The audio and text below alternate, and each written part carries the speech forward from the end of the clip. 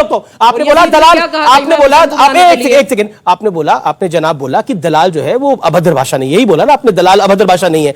परिवार में किसी सदस्य को बोलेंगे ये दलाल इधर आओ, बोलते हो आप? नहीं सर, मैं नहीं बोला तो बताइए, अगर आप अपने परिवार में ऐसी भाषा बोलते हैं। इमाम हुसैन रहमतुल्लाह, आप सवाल पूछिए, किसने बोला? आप सवाल पूछिए, आप दलाल कह रहे हैं, गद्दार कह रहे हैं, किस चीज के गद्दार हैं ये? देश के गद्दार हैं सर? जिस तरह उन लोगों ने गद्दारी की थी इसी तरह ये किससे गद्दारी करी थी? इनका पता नहीं है किस साइड से आजा कौन सी बात करने लगे। ये अपने बाप की बात कर रहे हैं, सुबह खाए लेते इनको आपकी तरफ की बात। आपका नाम क्या है? मेरी बात, मैं तो राणा हूं सर, मैं तो चौहान हूं। क्या नाम है आपका? मैं तो राजपूत हूं। अरे नाम छोड़िए ना, मैं चौहान हूं। अरे नाम तो बताइए। आप उसे छोड़िए ना, क्यों नाम से क्या करना? क्यों नहीं नाम बताएंगे? नाम अच्छा नहीं लग रहा आपको? अपना नाम क्यों नहीं बताएंगे? अगर अभी आईडी चेक कर ली जाएगी तो कहेंगे देखिए देखिए।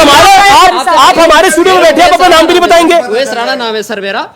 अब ये आप मुझे इसका जवाब दे दीजिएगा सोशल मीडिया के माध्यम से भी। सर मैं एक सवाल, अरे ठीक है, आपने सवाल आपने आपका अब मैंने हो गया। अब बैठिए, बोलिए सुबह, अब अपनी बात बोलिए। और मैं माफी चाहता हूं कि हमारे स्टूडियो से आप इस तरह की भाषा बोली। आप क्यों माफी चाहेंगे अमीश? देखिए, भारत एक डेमोक्रेटिक स्टेट है, डेफिनेटली सबका अपना एक व्यू पॉइंट है। इन्होंने जो बोला वो इनके संस्कार के हिसाब से। Thank you. देखिए, आप जवाब दे रही हूं मेरे भाई। इमाम हुसैन का आपने जिक्र किया, मैंने अभी सवाल किया कि प्रॉफिट मोहम्मद की नस्लों के साथ जिन्होंने अत्याचार किया वो सारे मुसलमान थे। प्रॉफिट को जिन्होंने अपमानित किया वो सारे मुसलमान थे। इस्लामिक स्टेट में मुसलमान को जो मार रहे हैं सारे मुसलमान हैं। सवाल है पूरा पैनलिस्ट से, जैसे कि हम लोगों का सेकुलरिज्म नेशन है, तो जब रामनवमी के इस अवसर पे ऐसा एक चीज हुआ तो उधर इंसान को इंसान के हिसाब से नहीं देख के क्यों राजनीति से लिंक किया जा रहा है? क्यों हिंदू मुसलमान को ये ऐसे करके दिखाया जा रहा है? मेरे पास एक सिंपल सा क्वेश्चन है कि इक्वल स्टेट में सबको क्यों नहीं दिखाया जा रहा है? इक्वल स्टेट में क्यों नहीं दिखाया जा रहा है? गौरव भाटिया, देखिए मेरे भाई ने जो बात कही, 3 तथ्य भारत में बिल्कुल स्पष्ट हो गए हैं। पहला, गंगा जमनी तहजीब इधर से आता है। गंगा जमनी ये कब तक है?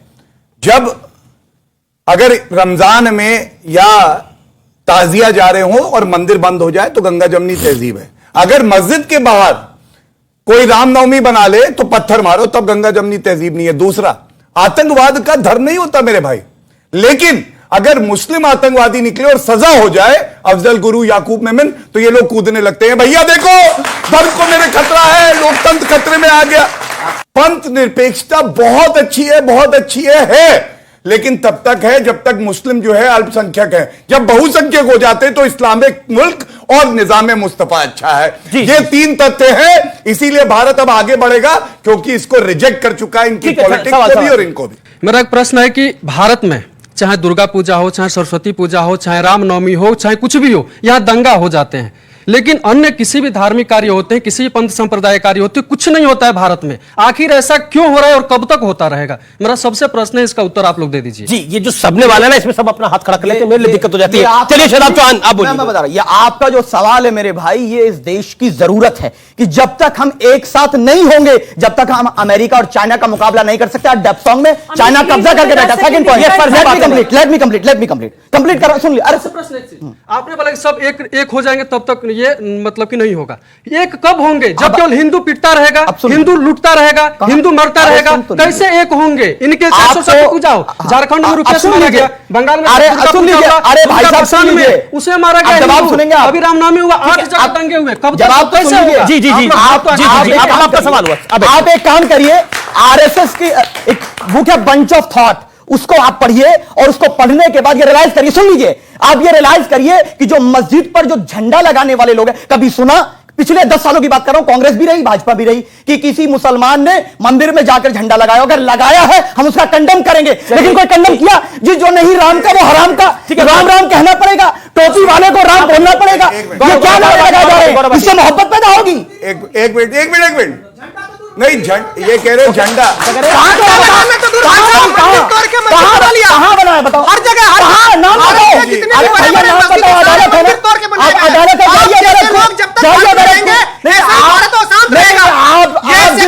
पढ़ के आए हैं, उसमें मान्यता नहीं है। आज जहां पढ़ता है वो मान्यता नहीं है, वहां राज है जिसको आचार्य लगा रहे हैं। अच्छी आप अपनी बात, आचार्य भी खराब है, मैं भी खराब हूं, हम दोनों देशद्रोही हैं। सिर्फ एक देशभक्त वहां पे नरेंद्र मोदी है। अभी कश्मीर में मस्जिद नमाज वहां पे फिर से स्वीकृति दी गई, वहां से नारे लगाए गए आजादी चाहिए मस्जिद से। ये मस्जिद है या आतंकवादियों का अड्डा, ये बताइए। चलेंगे चलेंगे, बोलिए। देश के खिलाफ, देश के खिलाफ जवाब सुनिए, मैं सुनूंगा। अब वो मुझे उम्मीद है कि वही तालियां दोबारा बजेंगी अगर इक्वल है तो। अगर कोई मस्जिद में खड़े रह करके हमारे देश के विभाजन की बात करता है तब उसको कंडम करते हैं। हम लोग सावरकर का समर्थन नहीं करते। चलिए सुनो शहजाद, कुतुब मीनार वहां पे सावरकर एंड कसाब, हाँ इक्वल है मेरे लिए इक्वल है। नहीं नहीं, अब आपकी मर्जी है, मेरे लिए नहीं, मेरे लिए दोनों। सावरकर देश प्रेमी था, उसने भी मेरे सावरकर देश प्रेमी था, सावरकर गद्दार था। नहीं, ये गद्दार था, ये बहुत गलत बात कर रहे हैं। माफी मांगा अंग्रेजों से, दैट इज द प्रॉब्लम। नहीं नहीं, बिल्कुल सावरकर को नहीं समझा, हिंदुस्तान को नहीं समझा। कोर्ट के वकील खड़े, सावरकर जी के लिए ये जो कह रहे हैं ना, उनके पैरों की धूल नहीं है, पैरों की धूल सावरकर जी के लिए वीर अब्दुल हमीद की धूल है। सुनो वीर अब्दुल हमीद वाले चौहान जी को एक हफ्ते के लिए अंडमान निकोबार सजाए काला पानी पैक करके भेजिए। मुस्कुराइए मत। मेरा सवाल है सभी पैनलिस्ट से, सभी मत एक से पूछिए। नहीं सभी से ही, अच्छा, सभी खड़े हैं। मेरा सवाल सर इसलिए है सभी से कि यहां आके जिस तरह की डिबेट होती है, गंदगी पे जब आप बर्छी टंडी मारोगे तो दूर तक फैलेगी। मेरे देश में हर राजनीतिक पार्टियां यही करती हैं कि वो गंदगी को उछालती हैं, ना कि उसको दबाती हैं, ना उसमें इंसाफ का। क्या गंदगी क्या है? गंदगी जो दंगे होते हैं, वो मुस्लिम की तरफ से हो, वो हिंदू की तरफ से, जो भी राइट्स होते हैं, सरकार का काम होता है, जो सरकार होती है देश में, कि उस दंगे को उसे कंडेम करे और जो कर रहे हैं उनको सजाएं दे, भले वो हिंदू या मुस्लिम। मतलब उसकी चर्चा नहीं होनी चाहिए। मैं ये कह रहा हूं उस पे बात नहीं, मैं ये कह रहा हूं दिखाया जाना चाहिए। यहां सिर्फ दिखाया जाता है, काम नहीं होता, ये सच्चाई। अच्छा, मतलब दिखाना नहीं चाहिए आपको लगता है? उसे खत्म करना चाहिए, खत्म दिखाना नहीं चाहिए। जैसे 1990 में कश्मीरी पंडितों को निकाला गया, दिखाया नहीं गया, ऐसे चुप हो जाना चाहिए। चुप नहीं। देखिए भाई साहब, आपकी फीलिंग्स का मैं पूरा सम्मान करती हूं, लेकिन गंगा जमुनी तहजीब के चक्कर में आप गंदगी को ब्रश अंडर द कारपेट यानी कालीन के नीचे गंदगी नहीं कर सकते। आपको एक बार कालीन उठा के वो गंदगी देखनी पड़ेगी, उसको साफ करना पड़ेगा।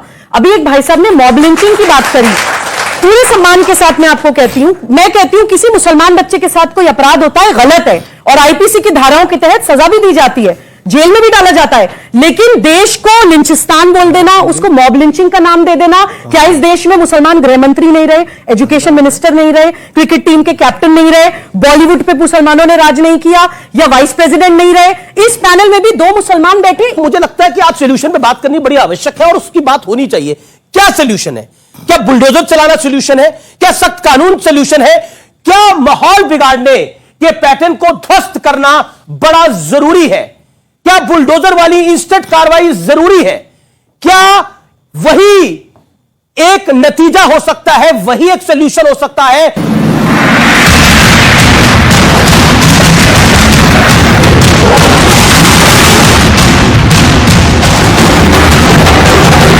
मैं आप लोगों से राय लेना चाहता हूं। मैं चाहता हूं कि जल्दी से आप लोग रिएक्शन दें और बताएं क्या ये बुलडोजर वाली पॉलिसी जरूरी है? क्विकली एक आप बताइए। जी बिल्कुल जरूरी है, बिल्कुल जरूरी है। आपको क्या लगता है? नहीं सर, ये सही नहीं है। ये सही नहीं है। आपको क्या लगता है? आप सर कुछ कह रहे थे बुलडोजर वाला। कि मैं ये कह रहा हूं कि दंगाई कोई भी हो, चाहे किसी जाति का हो, धर्म का हो, किसी पार्टी का हो, उस पर सख्त कार्रवाई होनी चाहिए। और जो है लेकिन साथ में ये भी है बुलडोजर कि ठीक है, मतलब नहीं कोई भी सख्त कार्रवाई हो, ये कानून का काम है, सरकार का काम है कि उन पर सख्त कार्रवाई होनी चाहिए। आचार्य प्रमोद कश्यप, आतंकवादियों को छोड़कर कंधा रहा है ये देश प्रेमी, और जिन्होंने इंदिरा गांधी की शहादत दी वो देशद्रोही। और सुनिए, हाँ सुनाइए, बुरहान वानी को, आतंकवादियों को जो शहीद कहने वाली महबूबा मुफ्ती उसे मुख्यमंत्री बनाए, जिन्होंने ये देश प्रेमी, और जिन्होंने राजीव गांधी की लाश के टुकड़े भी ने, वो देश के गद्दार। और दूसरा सुनिए, राम के नाम पर सत्ता में आए आप, ये राम भक्त, और जिन्होंने राम का ताला खुलवाया, जिन्होंने राम का शिलान्यास कराया राम मंदिर का, वो राम के खिलाफ। भगवान राम काल्पनिक है, कांग्रेस पार्टी।